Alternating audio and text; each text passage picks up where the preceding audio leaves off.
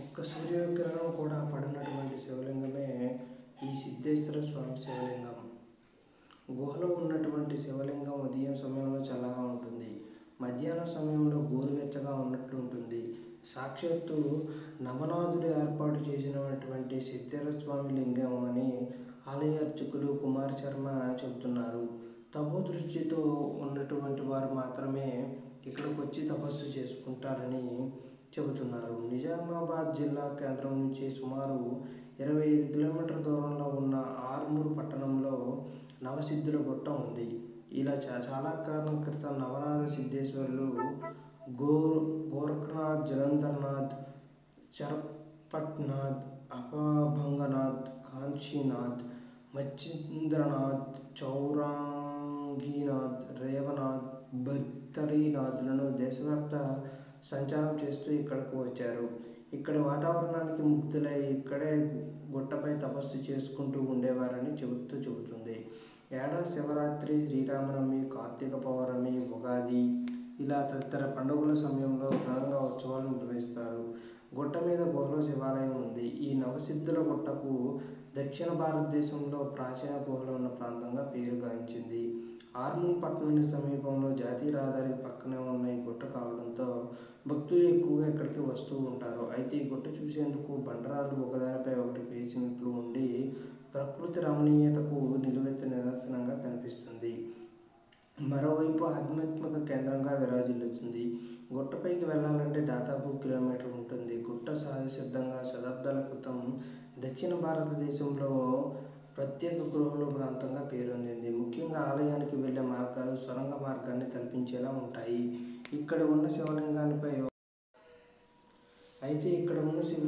సూర్యకిరణం పడదు కాబట్టి ఈ శివలింగాన్ని దర్శించుకోవాలంటే గుహల మధ్య నుండి దారకుండా వంగి బండల మధ్య పాకుతూ వెళ్ళాలి. అయితే నవనాథ సిద్ధులైన గోరఖనాథ్, చరపట్నాథ్, అపభంగనాథ్, కాంచీనాథ్, బద్రీనాథ్, మచ్చింద్రనాథ్, చౌరఖ్నాథ్, రేవనాథ్ అనే ఋషులు దేశవ్యాప్తంగా సంచారం చేస్తున్న సమయంలో గుట్టపై కలుగుదీరుతారని ఆలయ అర్చకుడు అయితే కుమార్ శర్మ చెప్పడం అయితే జరిగింది. ఆర్మూర్లో నవనాథ్ సిద్ధుల గుట్ట అనేది వందల సంవత్సరాల నాటిది. విశ్వాకులు కాకతీయ పరిపాలకుల సమయంలో ఈ శివాలయం అనేది బయటపడిందని చరిత్ర చెబుతుంది. నవనాథ్ సిద్ధేశ్వర లింగం అనే ఆలయానికి గుర్తింపు వచ్చింది. ఈ ఆలయం చాలా ప్రాచీనమైనది. సామాన్యులు దర్శనం చేసుకునే ప్రాంతం కాదు. ఇదంతా కూడా తపో ప్రాంతం. ఋషులు, అఘోరాలు తపస్సు చేసుకునే ప్రాంతం. ఈ శివలింగం ఒక్క సూర్యకిరణం కూడా పడదు. లింగ స్వరూపము కాలానుగుణంగా ఉంటుంది. సాక్షాత్తు నవనాథులు సిద్ధేశ్వరులు నిర్మించినటువంటి ఆలయం ఇది. 1951లో రామాలయం నిర్మాణం చేశారు.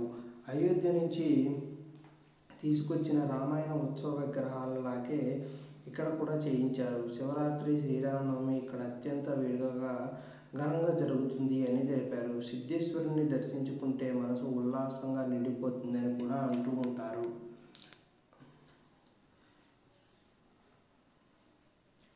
ఇక 24 రోజుల్లో మహాకుంభమేళా అనేది చరిత్ర సృష్టించింది.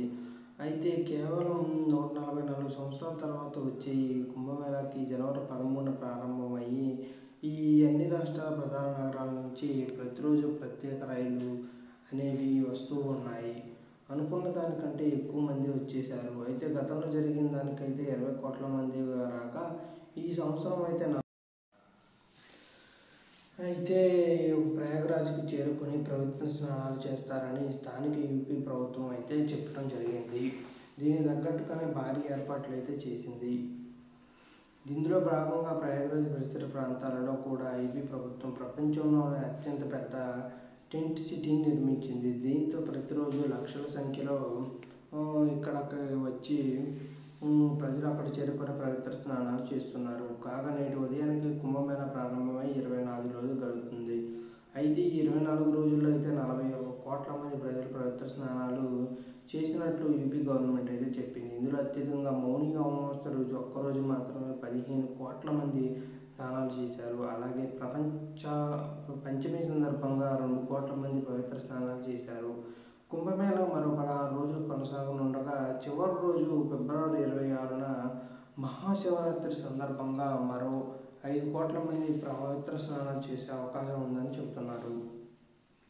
అయితే కుంభమేళా ముగిసే సమయానికి మొత్తం సంఖ్య 55 కోట్ల మందికి పైగా చేరుకునే అవకాశం కూడా కనిపిస్తుంది.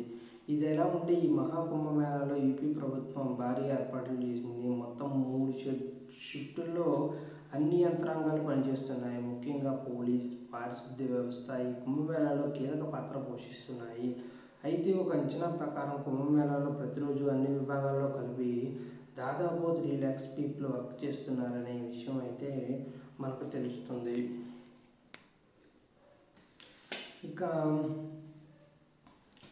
ఇక తదుపరి విషయానికి వస్తే, ఒక చెల్లెలి పెళ్లికి కట్నం అన్నం ఎంత ఇచ్చారో తెలిస్తే మీకు చాలా షాక్ అవుతారు. తాజాగా ఒక పెళ్లిలో ఆడపిల్లను పెళ్లి చేసి పంపేటప్పుడు ఏకంగా 1,51,00,000 నగలు, సుమారు 3 కోట్ల విలువైన బంగారం. తెలంగాణలో అయితే అతిపెద్ద జాతర జరగనుంది సమ్మక్క సారక్క జాతర. రెండో అతిపెద్ద జాతరగా అయితే సూర్యాపేటలోని దురాపల్లి గ్రామంలో పెద్దగుట్ట లింగమంతుల జాతరగా పేరొందింది. అయితే ఈ జాతర 2 నెలలకు ఒకసారి భారీ స్థాయిలో జరుగుతుంది. ఈ నెల 16వ తేదీ నుంచి జాతర ప్రారంభమయ్యి 20వ తేదీతో ముగుస్తుంది.